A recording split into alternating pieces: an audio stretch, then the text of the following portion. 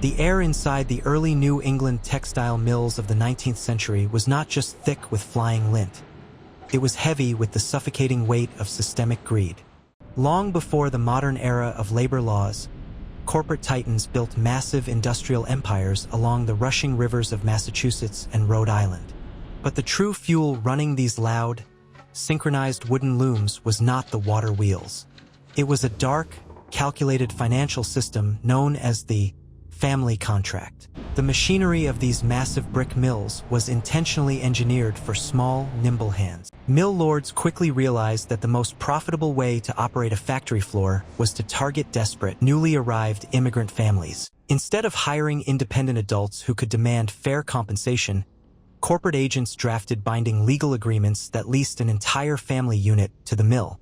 Under these rigid terms, a father's employment was completely contingent upon him signing over the labor of his wife and every single one of his children, some as young as 7 years old. The logistics of the system functioned like an inescapable web of corporate control. A family did not receive individual cash wages for their grueling 14-hour shift. Instead, the mill lords recorded all earnings on a centralized master ledger controlled by the front office. Every basic necessity of survival was owned directly by the factory company. The family was forced to live in a cramped, drafty company-owned boarding house and buy their food from the official company store.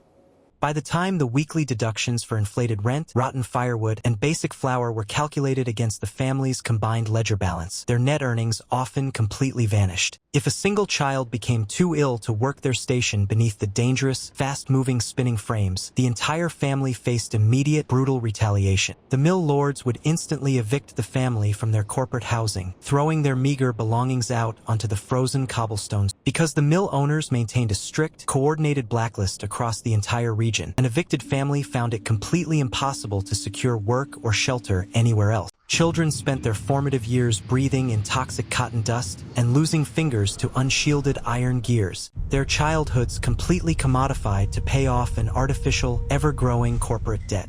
Today, the massive brick walls of those historic New England mills still stand along the riverbanks, preserved as quaint architectural landmarks. But hidden deep within the ink-stained pages of forgotten 19th century ledgers rests the true, dark truth of early American industrialization. The foundation of New England's great manufacturing wealth was built on the backs of children who were legally bound to the loom, trapped in a cycle of systemic poverty that history books often choose to leave entirely unwritten.